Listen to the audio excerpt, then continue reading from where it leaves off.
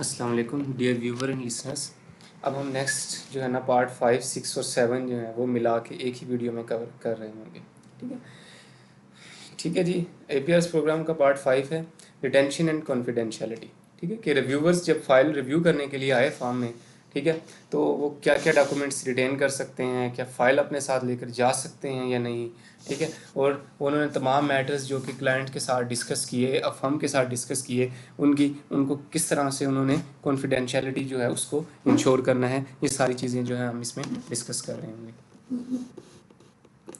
Any file created during a practice review shall be retained until the practice review has been deemed complete by the committee. ठीक है, and thereafter for a period of 12 months after the conclusion of the practice review in which the practice review was in the review year in which the practice review was completed. However, if a firm or a member makes an appeal under this program against the decision of the committee, all file and documentation shall be retained by the firm and the institute till the case retain final, मतलब जब तक final नहीं हो जाता decision वो तब तक उसको रिटेन कर सकते हैं विच एवर इज लेटर। ठीक है, मतलब सिंपल इसका क्या मतलब हुआ कि रिव्यूअर आपकी फाइल साथ भी ले जा सकते हैं। कब तक? जब तक रिव्यू कंप्लीट नहीं हो जाता, रिपोर्ट नहीं देते।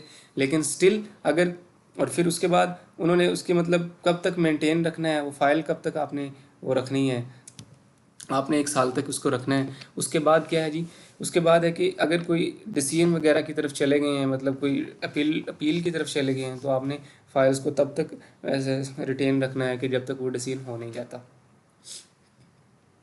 The institute shall at minimum retain information required for administrative purpose. ठीक है, till the next practice review.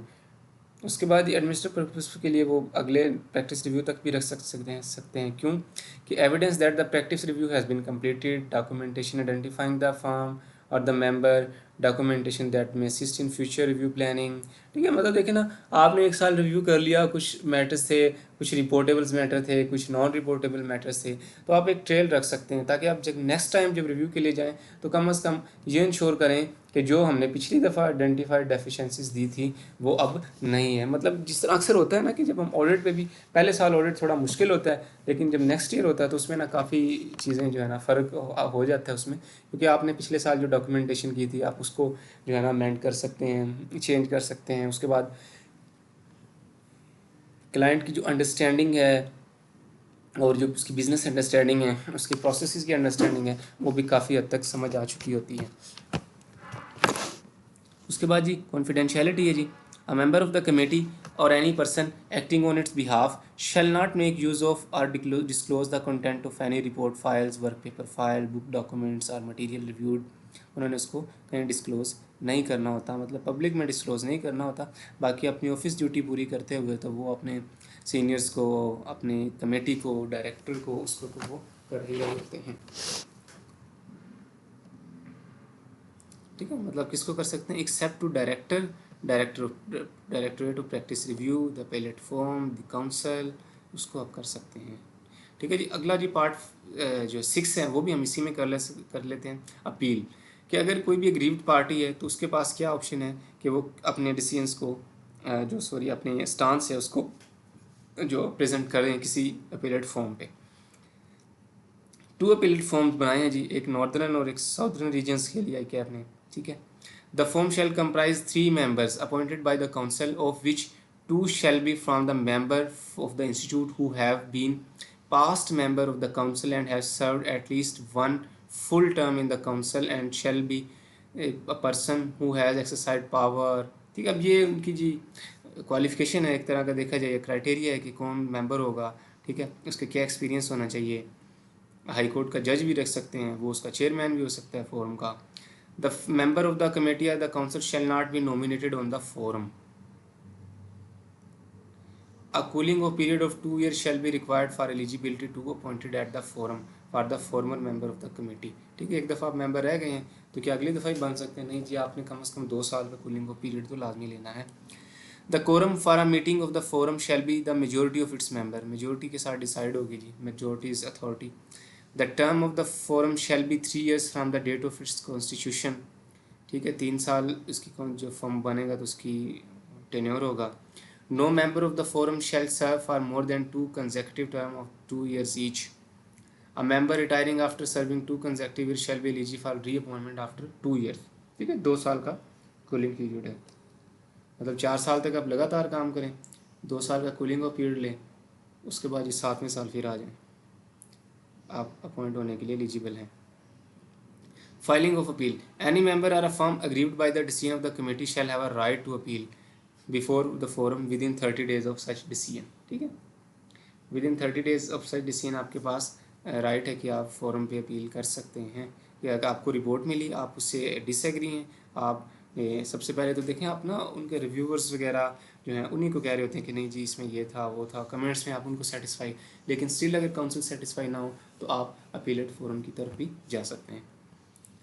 The firm shall, at the request of the applicant or its own motion, give a personal hearing to the aggrieved member or authorized representative of the firm, who must either be a lawyer or a member of the institute। ठीक है जी, उसके बाद जी forum जो है वो कहेगा कि ठीक है जी आप अपना स्टांस सुनाएं, लेकिन वो फॉर्म का रिप्रेजेंटेटिव भी हो सकता है, लेकिन उसके लिए रिक्वायरमेंट है या तो वो लॉयर हो, ठीक है, या मेंबर हो इंस्टीट्यूट का, मतलब चार्ट अकाउंटेंट जो पार्टनर हैं वो खुद आके अपना स्टांस पेश करें, वकील करने की ज़रूरत नहीं है आपको अगर आप सीए क्वालिफाइड हैं।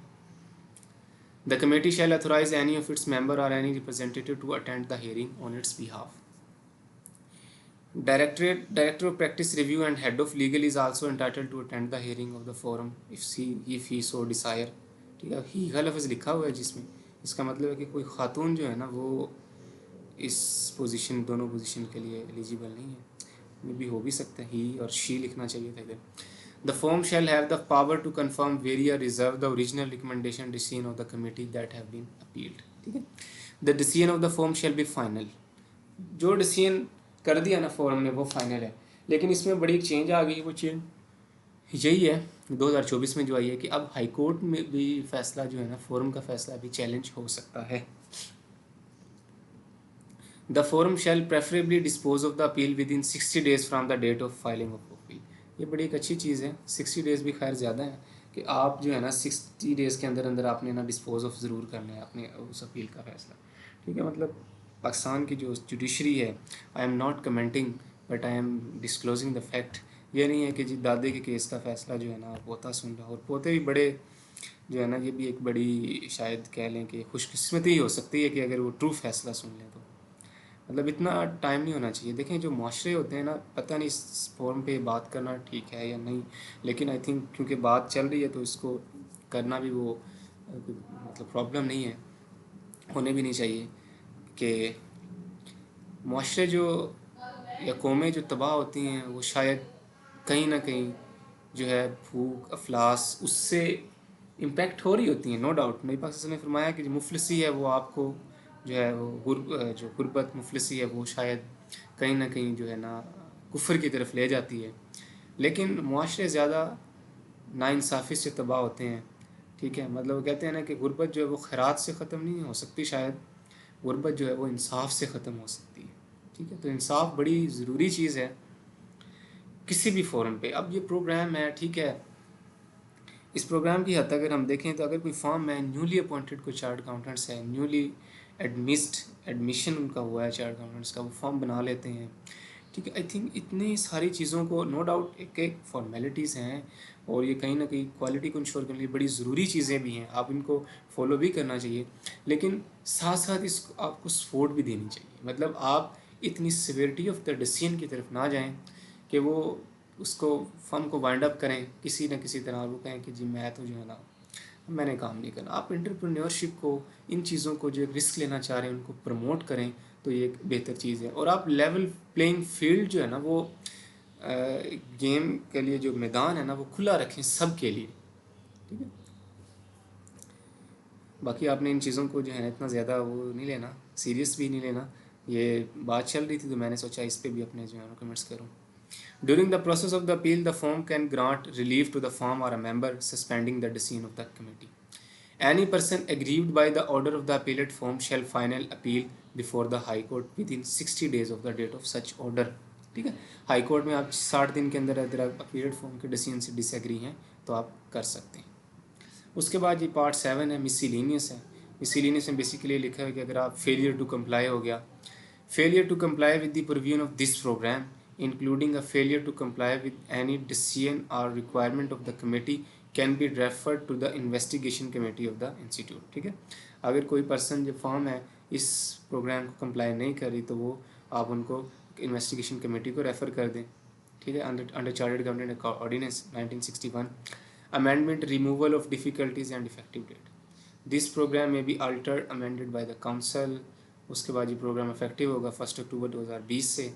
ठीक है, अब आपको पता है ना कि QCR का भी नया फ्रेमवर्क आ गया, उस पर भी मैंने एक वीडियो बनाई हुई है एंड आई रिक्वेस्ट यू कि आप उसको मस्ट वॉच करें and it will be very beneficial for you, specially for the firms who are in the process of getting QCR listing, या तो QCR लिस्टिंग लेना चाह रहे हैं या QCR में है, तो उनके लिए भी ये वो बड़ी ज़रूरी है कि वो उसको लाजमी देखें। उसमें मैंने वो मैटर्स, वो सर्कमस्टांसिस वो डिस्कस किए हुए हैं कि जो कि रिव्यूअर्स को रिव्यू करते हुए फेस हुए हैं, और ना सिर्फ वो डिस्कस किए हैं बल्कि उनके साथ मैंने उनके जो सोल्यूशन है उसको भी डिस्कस किया है, ताकि सिर्फ प्रॉब्लम आइडेंटिफिकेशन ना हो बल्कि साथ साथ प्रॉब्लम सॉल्विंग भी हो। उसके बाद जी पार्ट 8 है support by the institute. Institute क्या सपोर्ट करेंगे, उन्होंने एक टेक्निकल हेल्पलाइन क्रिएट कर दी है कि आप इस पर अपने से रिलेटेड कोई भी मैटर्स जो है ना वो पूछ सकते हैं। इंस्टीट्यूट की वेबसाइट पे लिंक अवेलेबल है। फ्रिक्वेंटली आस्क्ड जो क्वेश्चंस हैं वो दिए गए हैं कि when the firm shall be subject to review. ठीक है, क्योंकि फर्म है कब करेंगी, तो जैस इसमें ये हम लिखा है, डिस्कस कर लिए हैं सारी चीज़ें, आप इसको देखेंगे तो आपको समझ आ जाएंगी। Still if you not get understand then I will provide my phone number, my email address in the comment section in the description, lecture description, and you may reach out at me at any time at your convenience. Thank you जी, अल्लाह हाफिज़। इंशाल्लाह मिलते हैं किसी next video में and I request you please subscribe my channel and watch the videos, and these videos are just made for the benefits of the profession, for the benefits of the members, for the benefits of the students. Thank you जी, बहुत शुक्रिया आपका। Thanks for watching. अल्लाह हाफिज़।